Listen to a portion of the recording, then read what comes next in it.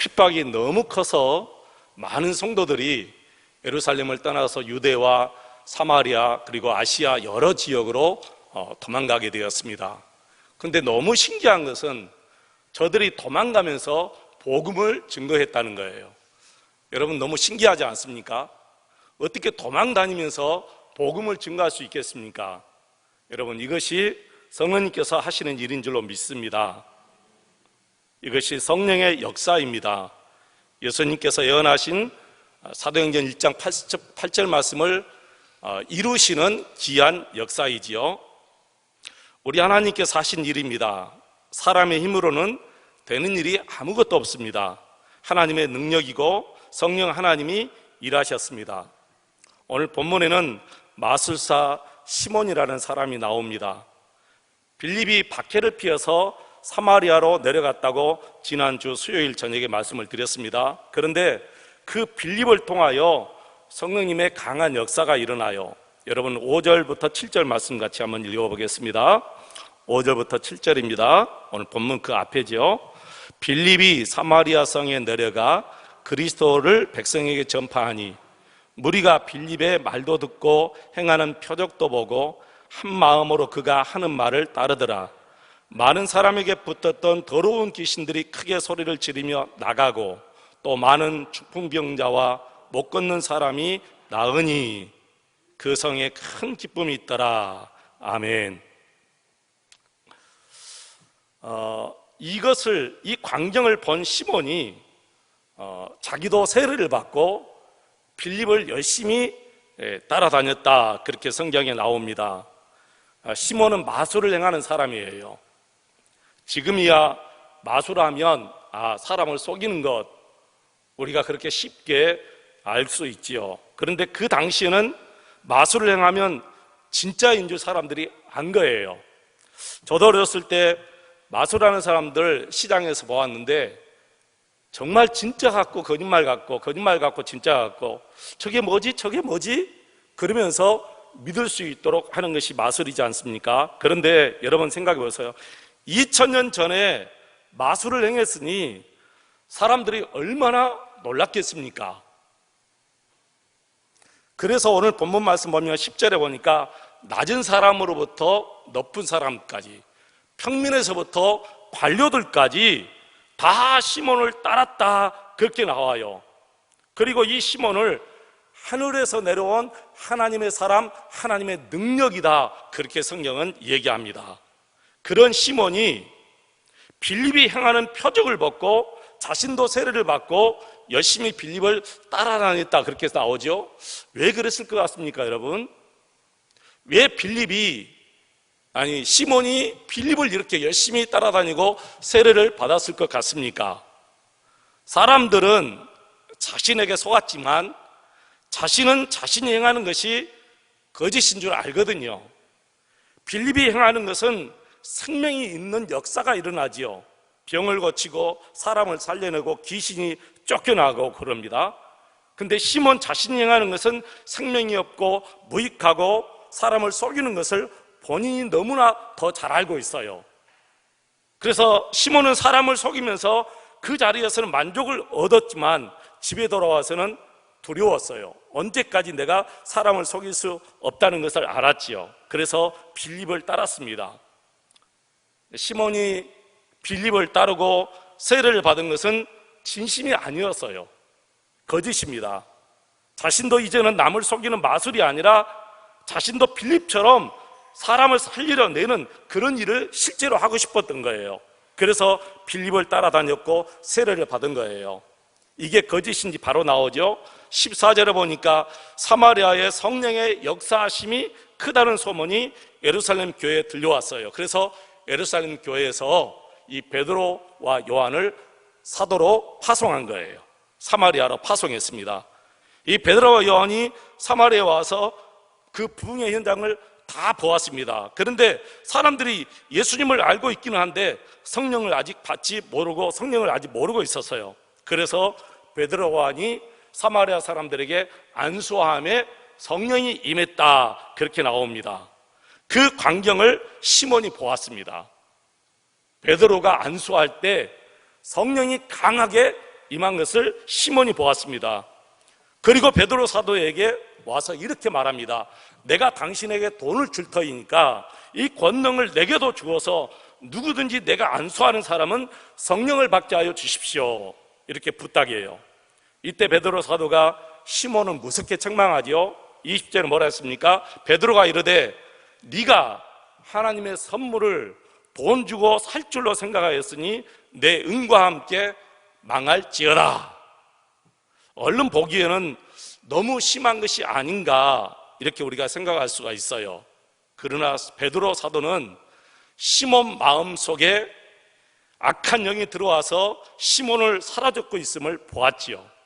시몬은 겉으로는 세례를 받았지만 실제로 예수님하고는 전혀 상관없는 그런 삶을 살고 있는 거예요. 시몬이 가지고 있는 치명적인 죄가 여러분 무엇입니까? 돈으로 성령의 역사를 좌지우지할 수 있다 이렇게 생각한 거예요. 여러분, 이것은 귀신에게 하는 짓입니다. 우리 주변에 귀신을 섬기는 자들이 참 많습니다. 그들이 하는 형태를 여러분 한번 보시기를 바랍니다. 자기들이 가지고 있는 돈을 가지고 귀신을 이랬다 저랬다 움직이는 거예요.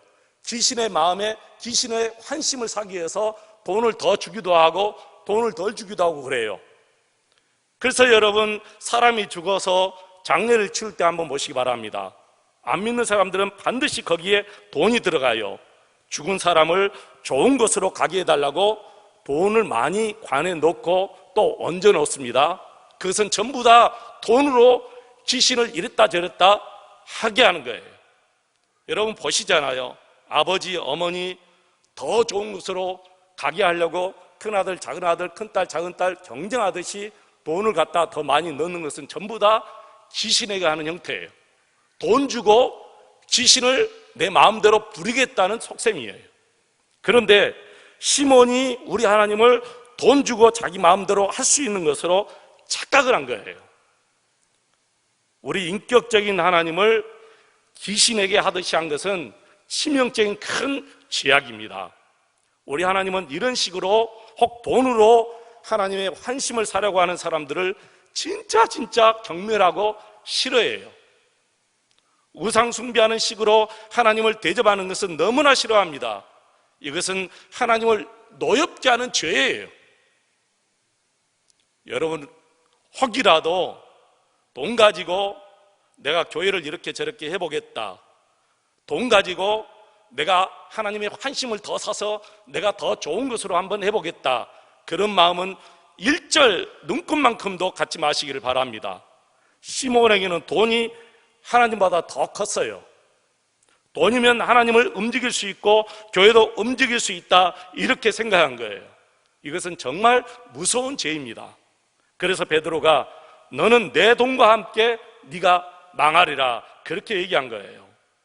사랑하는 성도 여러분, 오늘 밤에 우리가 이 본문에서 정말 우리 하나님을 바르게 알아야 될 줄로 믿습니다. 은혜를 받아야 될 줄로 믿습니다. 교회에서도 돈이 있어야 대접받아, 가끔 이런 얘기를 하는 사람들이 있는데 여러분, 꿈에서도 그런 얘기를 해서는 안 될 줄로 믿습니다. 교회에도 부흥도 돈이 있어야 부흥돼, 이런 말은 부지 중에 여러분 내뱉지 마시기를 축원합니다. 이런 말을 생각 없이 하는 분들이 가끔 있어요. 이것이 하나님 앞에 얼마나 큰 죄인지 몰라요. 서로 그와 같은 일이 혹시 교회에서 보이더라도 교회에서도 돈이 있어야 대접받아, 이 말은 꼭 하지 마시기를 축원합니다. 정말 말을 조심해야 됩니다. 하나님의 은혜의 역사가 돈에 의해서 좌우되는 것은 절대로 아닙니다. 만약에 우리가 그런 생각을 갖게 되는 것은 시몬과 똑같은 생각을 갖는 거예요. 돈으로 하나님을 좌지우지할 수 있다 이렇게 생각하는 거예요. 하나님을 돈보다 못하게 생각하고 돈을 하나님 위에다 두고 있는 일이 종종 우리에게 있습니다. 여러분, 중세시대 루터가 왜 몸을 떨면서 정말 사시나무 떨면서 그 종교개혁을 일으킨 줄 아십니까? 바로 이런 것들을 고치기 위해서 종교개혁을 일으킨 거예요.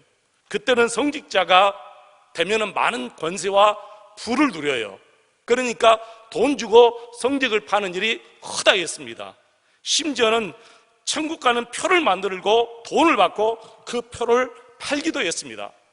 그래서 루터가 목숨을 걸고 종교개혁을 일으킨 거잖아요. 그렇다면 현대교회에서는 돈으로 하나님의 은혜를 사려고 하는 것은 정말 없을까요? 있습니다. 바로 교회 직분을 돈으로 사려고 하는 것입니다. 교회에서는 하나님의 택한 사람을 성도를 통해서 세우지요. 왜 성도를 통해서 세웁니까? 성도들로 하여금 성경에 나와 있듯이 성령 충만하고 지혜가 있고 사람들에게 뭇사람들에게 인정받는 사람을 성도를 통해서 뽑으라고 그렇게 말씀했어요. 근데 여기에 돈이 들어간다? 있을 수가 없는 일이지요. 아무도 모르게 밤에 여기저기 다니면서 돈을 뿌려서 나를 좀 뽑아달라, 이것이 바로 곧 성직 매매입니다. 이와 같은 일이 얼마나 두려운 일인가를 하나님 앞에서 우리가 생각하고 살아야 되는데, 그런 두려운 일을 하면서도 하나님을 두렵게 생각하지 않는다는 거예요. 어느 교회는 건축을 앞두고 교회를 위해서 집을 담보 잡힐 수 있는 항목을 세워서 거기에 체크해가지고 한 사람이 장로 자격이 있다고 해서 정말 그 교회 어느 지식인 교회인이 교회 언론사에 고발해가지고 언론사가 전국 교회에 한번 그것을 드러낸 일이 있어요. 여러분, 돈이 있어야 장로가 되고 은행에 담보될 수 있는 넓은 아파트가 있어야만이 장로가 된다면 그 교회는 나중에 큰 문제가 생길 수가 있지요. 그렇게 해서 그분이 장로가 되면 그 장로는 반드시 그 교회의 주인 노릇을 합니다. 베드로 사도는 시몬의 마음 중심을 깨뜨려 보았어요. 시몬이 겉으로는 하나님의 귀한 은혜인 성령을 간구하는 것 같지만 그 마음 중심은 오랜 마술 생활로 인해서 악령에 사로잡힌 상태였다는 것을 베드로 사도가 금방 알았습니다. 그래서 21절에 이렇게 말합니다. 하나님 앞에서 내 마음이 바르지 못하니 이 도에는 네가 관계도 없고 분깃될 것도 없느니라. 23절에는 뭐라 했습니까? 내가 보니 너는 악독이 가득하여 불의에 매인 바 되었도다. 오늘 우리를 두렵게 하는 것은 악한 영의 마음이 사로잡혀 있는 상태에서도 세례를 받을 수 있다는 사실이에요. 빌립이 바로 그런 사람이에요. 빌립이 세례받은 이유, 시몬이 세례를 받은 이유, 빌립을 이렇게 줄기차게 열심히 따라왔던 이유는 진짜 예수님을 마음에 모시고 예수님을 구주로 모시고 살기 위해서 그런 것이 아니라 빌립이 가지고 있는 능력을 내가 돈으로 사서 나도 진짜 저 사람처럼 마술로 행하는 것이 아니라, 사람을 속여서 그런 것이 아니라 진짜로 내가 돈으로 사서 병을 고치고 귀신을 쫓아내는 그런 능력을 내가 갖고 싶어서 한 것이었던 거예요. 그러니까 악한 영의 마음이 사로잡혀 있는 상태에서도 세례를 받을 수 있다는 것을 우리가 알 수가 있죠. 악한 영의 마음이 사로잡혀 있는 상태에서도 성령님을 사모할 수 있다라는 사실도 우리가 알 수가 있어요. 저는 사도행전을 강의하면서 다시 성령 충만함에 도전을 받습니다. 성령이 아니고서는 신앙생활 할 수가 없습니다. 성령이 아니고서는 믿음 생활, 교회 생활 조금도 할 수 없어요. 성령이 아니고서는 그 무엇도 영적인 생활 조금도 못합니다. 헌금도 못합니다. 기도도 못하고 전도는 더더욱 못합니다. 교회 안에서 성도들끼리 교제도 성령이 아니고서는 우리가 누릴 수가 없지요. 교회 생활은 그 어느 것이든 아주 작은 것부터 시작해서 큰 일까지 오직 성령으로 하는 일인 줄로 믿습니다. 그래서 성령 충만은 다른 것이 아니라 예수님과 인격적으로 매일매일 친밀히 동행하는 것이 성령 충만이에요. 이것을 모르고 생활하니까 성령을 인격적으로 생각하지 않고 성령을 능력으로 생각해 버리는 거예요. 그러다 보니까 사랑을 실천하는 것보다는 무슨 은사 받는 것을 최고로 생각한다든지, 거룩한 성품은 뒷전에 미루고 오직 성령의 능력에만 의존해 가지고 어떤 큰 은사들을 자꾸 받기를 원한다든지, 이것이 다 마귀의 여러분 장난입니다. 여기에 우리가 속아나가면서는 절대 안 돼요. 우리가 성령님을 존중하지 못하고 소홀히 여기면서 성령님께서 행하시는 일에만 관심을 가져서는 절대로 안 될 줄로 믿습니다. 이로 인해서 거짓의 영이 교회 안에 쉽게 침투하게 되는 것입니다. 성령의 능력만 자꾸 생각하고 나타나는 현상만 바라보니까 분별을 못하게 되는 것이지요. 성령님은 인격적인 분입니다. 성령님은 능력이 아닙니다. 능력이 아니다 이 말은 능력이 없다 그런 뜻이 아니고, 성령님은 인격적인 하나님이시지 어떤 물체가 아니다는 거예요. 어떤 능력의 물체가 아니다는 거예요. 오늘 이 시간 정말 중요한 것을 우리가 알아야 됩니다. 여러분이 정말 성령님을 마음에 영접하시기를 원하십니까? 작은 일로 생각하지 마시기 바랍니다. 성령님을 마음에 영접하는 것은 무슨 능력이 내게 내려오는 것이 아니라, 이제부터는 그 성령님과 매 순간순간 인격적으로 친밀히 교제하는 것을 의미하거든요. 그래서 성령님을 내 마음에 모시기 원한다면 내가 즐기고 취미 삼고 있는 것, 성령과 교제하는 방해되는 모든 것들을 이제는 다 버려야 된다, 그런 의미도 있어요. 정말 성령님을 마음에 영접하면 마음의 생각까지 이제 성령님의 간섭하심을 받아야 됩니다. 여러분 마음의 생각까지 하나님께 다 드러내고 성령님의 간섭을 받으면서 불평하고 분노하고 혈기를 부리고 음란한 생각을 하고 거짓말을 하는 것 다 꺾어버리고, 그렇게 여러분 성령님 모시고 살 수 있습니까? 쉽게 우리가 대답할 수 있는 문제가 아니죠. 왜 그렇습니까? 나는 그렇게까지는 살 수 없어, 이런 마음이 분명히 조금이라도 있기 때문에 그렇습니다. 정말 이런 것을 다 꺾어버리고 오직 내 생각까지 주님의 통제를 받아야 된다는 것은 내가 이제 완전히 죽었습니다, 이렇게 선언하는 것이거든요. 성령님이 내 마음 중심에 오시는 순간에 이제 내 마음의 보좌는 성령님이 앉게 되고 나는 이미 죽었습니다, 이렇게 고백하는 거예요. 주님 앞에 이렇게 선언하는 것입니다. 이처럼 예수님을 마음에 영접하는 것이 너무나 부담스러울 수가 있어요. 완전히 내가 죽어야 되기 때문에. 성령님이 내 마음에 오시는 것은 이제부터 내 마음대로 살 수 없다는 거예요. 성령님이 내 마음에 오신 것은 이제는 내 마음대로 살 수 없다는 거예요. 이제는 내 마음대로 말도 할 수 없다는 거예요. 이제는 내 마음대로 갈 것도 없다는 거예요. 성령님께서 가게 하시면 가고, 성령님께서 멈추라 하면 멈춰야 되는 거예요. 이것이 성령님을 모시고 사는 생활이에요. 리즈 하워는 이렇게 고백했습니다. 이제 나의 시대는 끝났다. 성령님께서 완전히 나의 통제권을 장악하신 것이다. 이제 나의 시대는 끝났다. 성령님께서 완전히 나의 통제권을 장악하신 것이다. 전도사 시절에 제가 27, 28 전도사 시절에 시골에서 목회했는데, 그때는 귀신의 역사가 참 많이 있어서요. 요즘에는 완전히 귀신 들린 사람이 별로 안 보이잖아요. 근데 왜 그때는 귀신 들린 사람이 많이 있었는지 몰라요. 제 바로 밑에 후배도 귀신 들려서 참 고생을 많이 했거든요. 시골에서 목회하는데 자매 한 분이 귀신 들렸어요. 밤에도 낮에도 아무 때나 여기저기 막 다니는 거예요. 공동묘지도 막 다니고, 새벽에 이슬 맞이가면서 공동묘지를 막 헤쳐다니고, 들판을 막 다니면서 자기 마음대로 소리 지르면서 다녀요. 눈에 보니까 살기가 느껴져요. 귀신 들린 사람의 눈은 살기가 느껴져요. 근데 그 무서운 눈으로 저를 빤히 쳐다보는데 얼마나 놀랐는지 몰라. 이제 갓 전도사가 얼마나 여러분 무서웠겠어요. 교인들은 전도사에게 얼마나 기대를 하겠습니까? 한번 생각해 보세요. 시골교회 그 40명이 나에게 완전히 딱 집중하고 어떻게 하나 보냐 하는 식으로 막 쳐다보는데, 와, 죽을 것 같더라고요.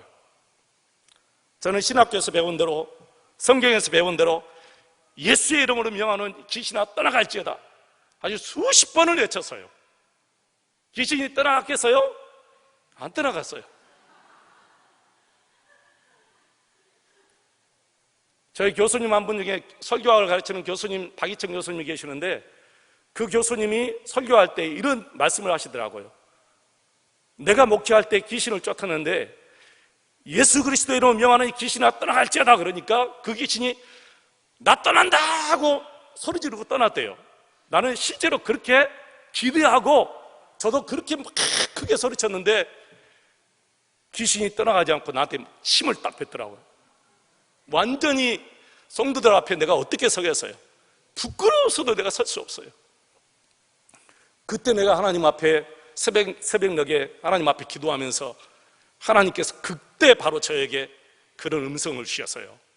성령의 이름, 예수의 이름은 주문이 아니고 인격이다. 그때 제가 깨달은 거예요. 그때 성령님께서 제게 그런 음성을 주셨어요. 예수의 이름은 주문이 아니고 인격이다. 여러분, 세상의 모든 종교는 다 주문이에요. 아무런 감정도 없이 다 주문 외우는 식으로.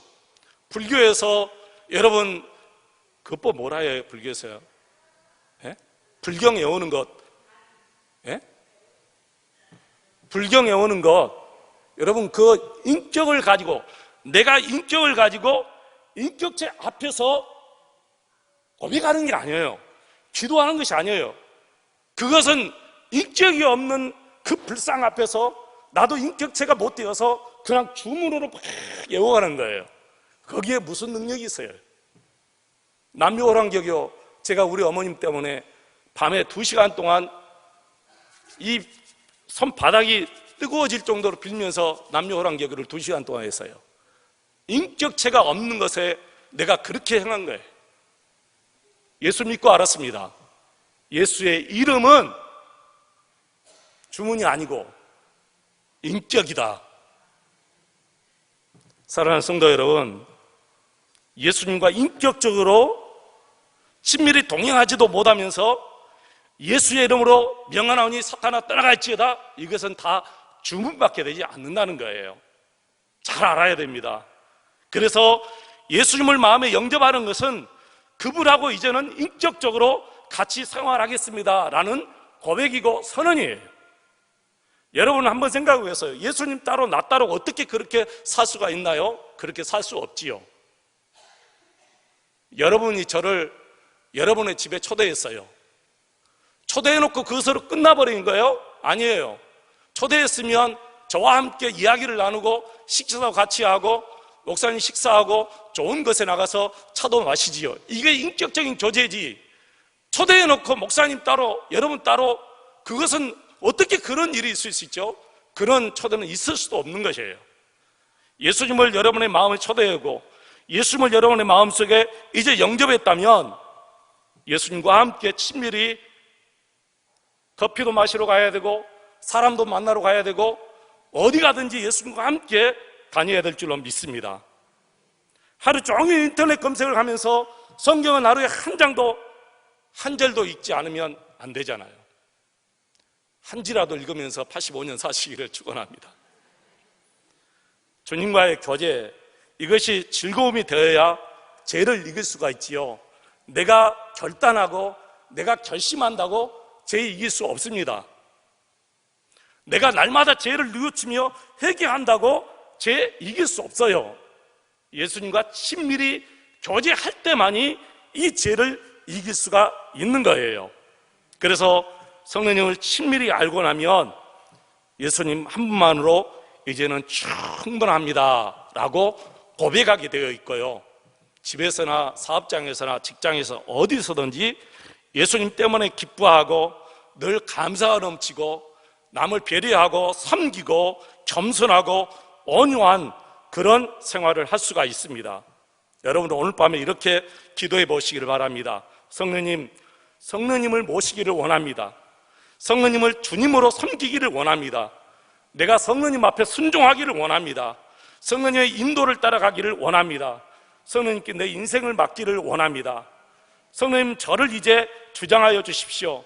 저의 생각까지 통제하여 주십시오. 저를 인도하여 주십시오. 저를 붙들어 주십시오. 이제는 세상 재미, 세상 취미, 성령님과 교제하는 데 방해되는 모든 것들을 버리겠습니다. 이렇게 기도해 보시기를 축원합니다. 이 시간 함께 기도하겠습니다. 그리고 지금도 수술 중에 있는 우리 승현 양을 위해서 여러분 계속 기도해 주시기 바랍니다. 11시부터 수술에 들어가서 6시간이면 수술 끝난다고 했는데 언제 들어갔는지 모르겠습니다만은 아직도 수술 중에 있다고 합니다. 여러분, 실수 없이 완벽하게 깨끗이 수술받고 그의 몸에 조금도 아무 이상이 없도록 여러분 기도해 주시기를 바랍니다. 우리 지체들 중에 연약함을 가지고 있는 성도들 위해서도 기도해 주시기 바랍니다. 내일 있을 전도를 위해서 기도해 주시고요, 우리 서식반을 위해서 기도하고 우리 구경선 작가를 위해서 은혜 받기 위해서 여러분 함께 이 시간 간절히 기도하겠습니다. 우리 주님 앞에 기도하겠습니다. 자비로우신 우리 하나님 아버지, 은혜와 사랑을 감사드리옵고 감사를 드립니다. 성령님, 정말 성령님 앞에